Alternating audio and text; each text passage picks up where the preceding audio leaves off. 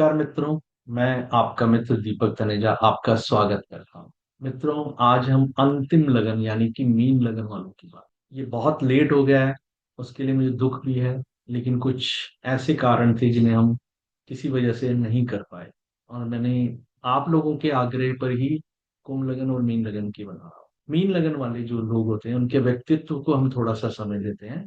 Healthy, थोड़ा सा अपनी फैमिली के हिसाब से शॉर्ट स्ट्रेचर के होते हैं, थोड़ी हाइट कम होती है, साइकिक नेचर होती है, इमोशनल, इमेजिनेटिव, इंटेलिजेंट, बहुत ही जल्दी सेंसिटिव होने के कारण जल्दी बातों को फील कर जाना और बहुत गहरे तक फील करना। ये इस लेवल तक फील कर सकते हैं कि अगर आपने कोई बात को तरीके से नहीं बोला तो इनको बहुत गहरी चुभे। इनकी स्पिरिचुअल ग्रोथ बहुत अच्छी होती है और इनका इंक्लिनेशन हमेशा रहता है स्पिरिचुअलिटी की तरफ। ये भगवान ईश्वर, उसमें विश्वास रखकर सही दिशा में चलने वाले व्यक्ति होते हैं। रोमांटिक होते हैं, डे ड्रीमर्स होते हैं, बहुत कुछ कल्पनाएं कर लेते हैं, जरा सी होप दिखाई देती है तो ये बहुत आगे की स्टोरी डेवलप कर लेते हैं।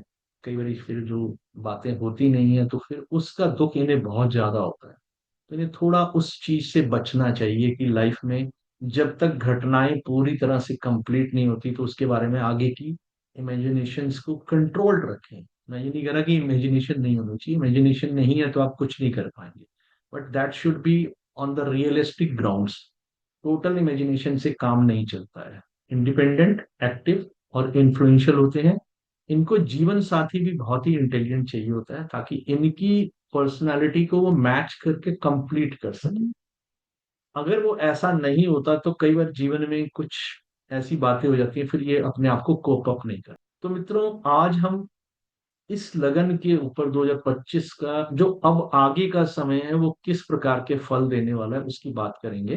तो चलते हैं 2025 स्पाइसेस लगन। जब वर्ष प्रवेश में 1 जनवरी 2025 0 मिनट 1 सेकंड पे जो कुंडली बनी हुई कुंडली है, आपके लिए ग्रहों की स्थिति इस प्रकार से दिखाई दे रही है, जिसमें लगन में राहु है, सप्तम भाव में केतु है, 12वें भाव में शुक्र और शनि है, और आपके 10th हाउस में दोनों ल्यूमिनरीज यानी कि सूर्य चंद्रमा बैठे हैं। वृश्चिक राशि में बुध ग्रह नवम भाव में बैठे हैं, और गुरु जो लग्नेश है वक्री होके 3rd हाउस में बैठे हैं। मंगल, मंगल जो आपके लिए 2nd एंड 9th हाउस के लॉर्ड होके वक्री होके नीच की अवस्था में पंचम भाव में बैठे हैं।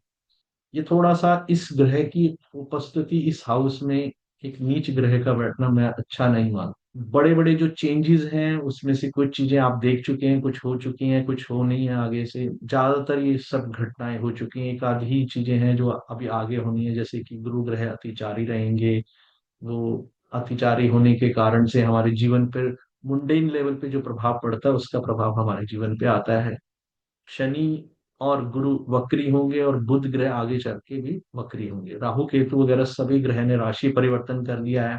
एक वर्ष में इतने सारे बड़े ग्रहों का राशि परिवर्तन बहुत अधिक उथल पुथल, बड़े सारे बदलाव लाने वाला रहता है। इसमें भी आपके ग्रहों की स्थिति अगर बहुत अच्छी है तो ये बदलाव आपके लिए बहुत पॉजिटिव होने वाला है।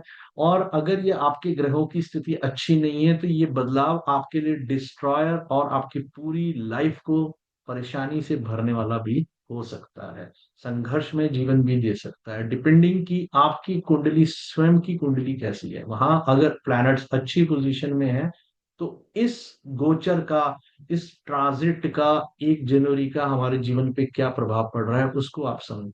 हेल्थ के मैटर्स में, क्योंकि लग्नेश गुरु है और वो रेट्रो है और अपने शत्रु राशि में तीसरे घर में बैठा है, डायमिकल साइन हो गया, तो ये आपको ध्यान रखना है कि ये आपके लिए कुछ ना कुछ हेल्थ इश्यूज देगा।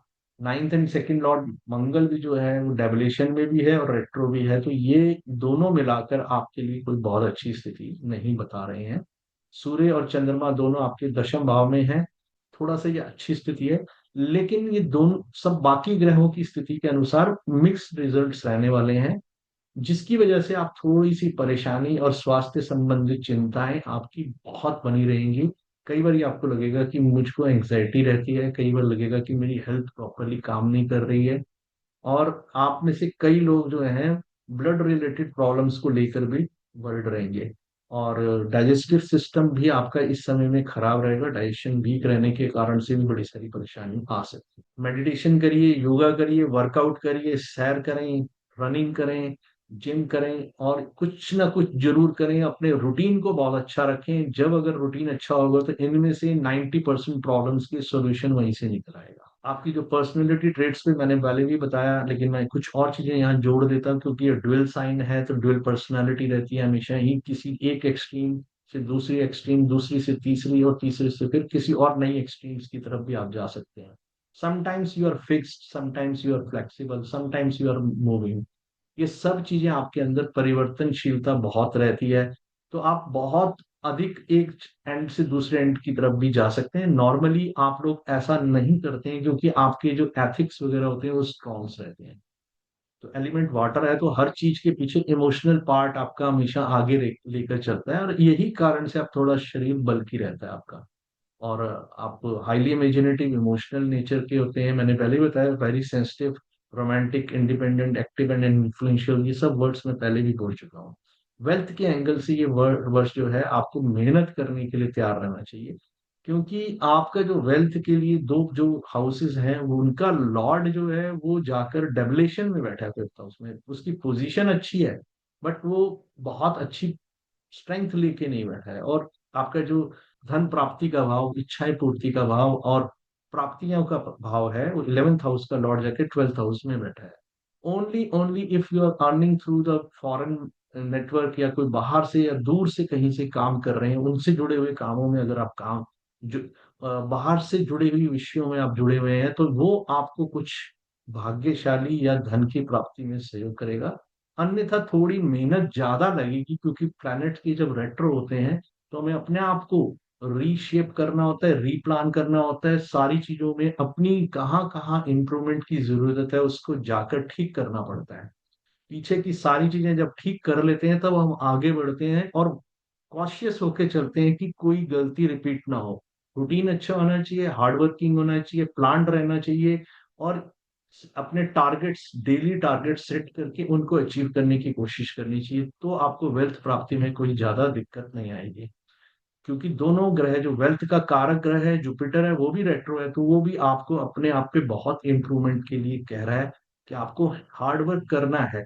बट अगर आप इनमें से कहीं लैकिंग करेंगे तो उतनी अच्छी सक्सेस या सफलता आपको नहीं मिलेगी जो आप वैसे प्राप्त कर सकते हैं। मित्रों, प्रोफेशन के एंगल से बहुत अच्छा टाइम है। आप मान के चलिए कि जॉब में जो लोग हैं उनके लिए ब्यूटीफुल टाइम। और वर्ष प्रतिप्रदा में प्रवेश हुआ है तो धीरे धीरे धीरे धीरे स्ट्रेंथ बढ़ती चली जाएगी, और आपकी प्रोफेशनल जॉब वाली जो लाइफ है वहां पर बहुत इंप्रूवमेंट होगी। आपको कुछ हार्ड वर्क करने की जरूरत है। और ये, क्योंकि जुपिटर लग्नेश होकर रेट्रो है, तो उसमें हमेशा ये रहता है कि हमें मेहनत ज्यादा करनी पड़ती है। आपको स्मार्ट वर्क करना आना चाहिए। अगर आप स्मार्ट वर्क नहीं कर रहे हैं तो दिक्कतें होंगी। आपको प्रमोशंस मिलेंगी, सक्सेस प्राप्त होगी, सब चीजें होंगी, लेकिन उसके बीच में आपके बॉसेस भी आपसे ओवर एक्सपेक्टेशन या ओवर ट्रबलिंग रहेंगे। उनको भी आपको हैंडल करना सीखना है। उनका एसेंट्रिक बिहेवियर भी हो सकता है, वो आपको बहुत ज्यादा प्रेशराइज करें काम करने के लिए, जिसकी वजह से आप बहुत डिस्टर्ब्ड और परेशान रहे। और सक्सेस और फेलियर में कई बार हमारी इन्हीं चीजों को जब हम हैंडल नहीं कर पाते हैं तो हमारी चीजें बहुत सारी परेशानी से भर जाती हैं और हमारी विफलता शुरू हो जाती है। एक धूर्त योग भी बना हुआ है आपकी कुंडली में। उस धूर्त योग को आपको हैंडल करना है। किसी की बात पे जल्दी नहीं आना, किसी के कहने पे जोश में नहीं आना, किसी से दूसरे के कहने पे लड़ाई नहीं करनी। शांत व्यक्तित्व की तरह अपने कार्यों के प्रति ही सिर्फ ध्यान दीजिए, बाकी कहीं आपका ध्यान नहीं जाना चाहिए। ये रिलेशनशिप, क्योंकि पंचम भाव में नीच का मंगल बैठा है और रेट्रो है, तो वो एक अच्छी स्थिति नहीं है। तो मैं ये बोलूंगा कि उसकी स्थिति से आप कोई बहुत ज्यादा अपेक्षाएं ना करें। इवन मैरिड लाइफ में भी आपको कुछ ना कुछ स्ट्रेस, एंजाइटी के इश्यूज रहेंगे, जहां पर आपकी बातचीत एक दूसरे के साथ कोई बहुत सहमति वाली नहीं बनेगी। मरकरी की सिचुएशन ऐसी है कि वो आपका फोर्थ एंड सेवेंथ लॉर्ड होके आपके नाइन्थ हाउस में बैठा है। तो घर की कुछ चीजों की प्राप्ति तो हो जाएगी, जीवन साथी के थ्रू आपको लाभ भी होगा, लेकिन आपको उसकी उसके साथ साथ स्ट्रेस और एंजाइटी की प्रॉब्लम्स भी बनी रहेंगी, जहां आपको कुछ ना कुछ बिना वजह क्रोध आएगा और आप समझ नहीं पाएंगे कि उसको एक्सप्रेस कैसे करें। अगर गलत तरीके से एक्सप्रेस करेंगे तो उससे रिलेशनशिप्स में परेशानी बढ़ जाएगी जीवन साथी से, और अपने निकट के सभी रिश्तेदारों से या फ्रेंड से या रिलेटिव से सबसे एक्सपेक्टेशंस ज्यादा रहेंगी। और उन एक्सपेक्टेशंस को पूरा करना कई बार मुश्किल होता है, और वो भी आपसे ज्यादा एक्सपेक्ट करेंगे, इस वजह से भी कुछ समस्याएं आएंगी।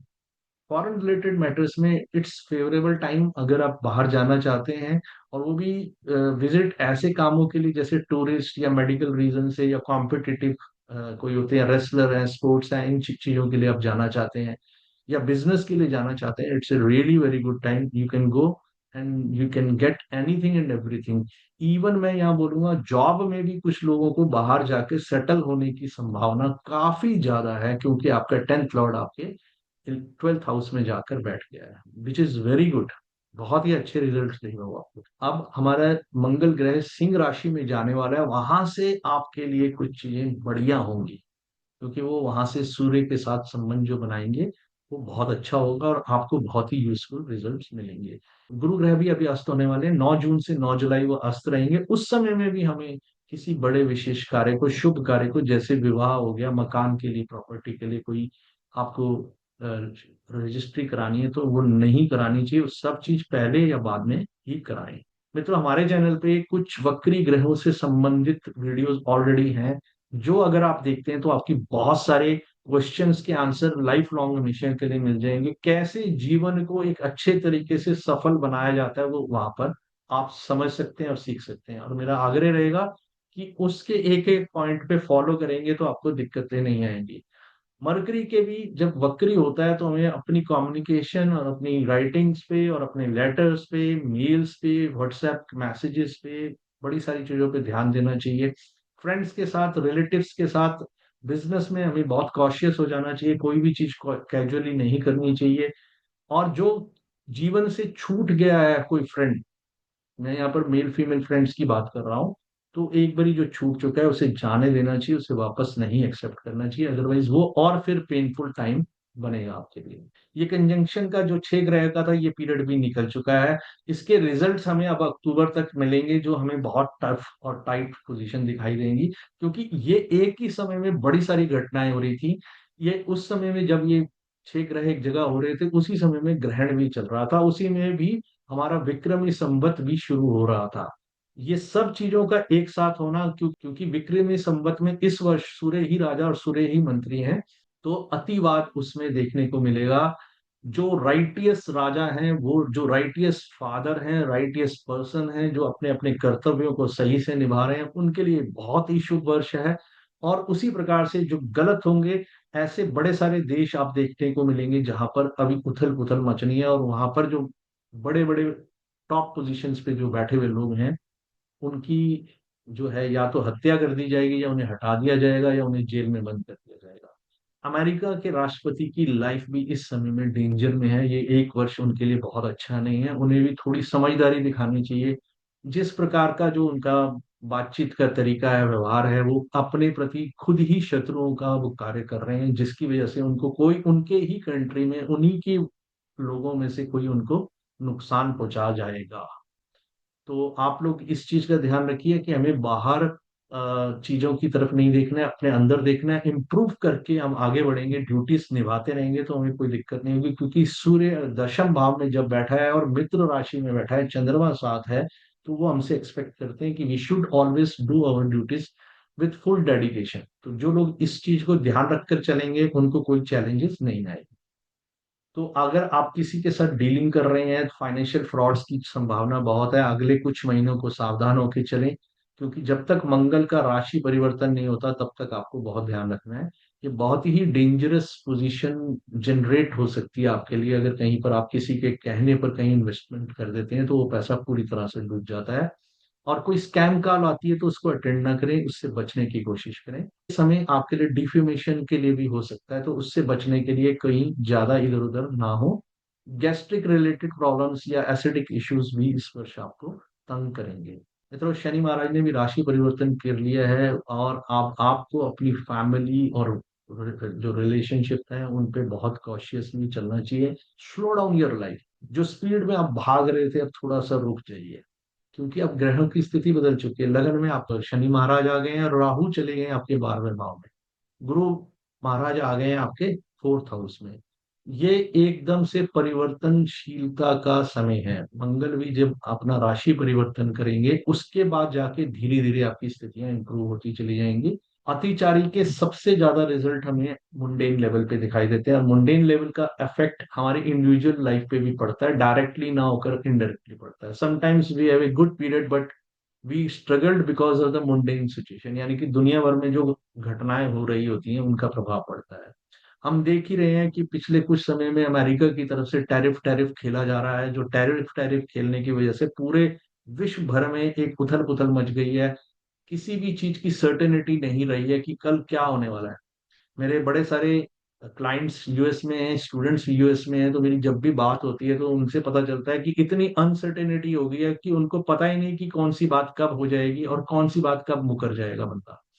तो इतना अनरिलायबल वातावरण बना दिया है जिसकी वजह से सब डरे हुए हैं कि क्या होना है किसी को नहीं पता।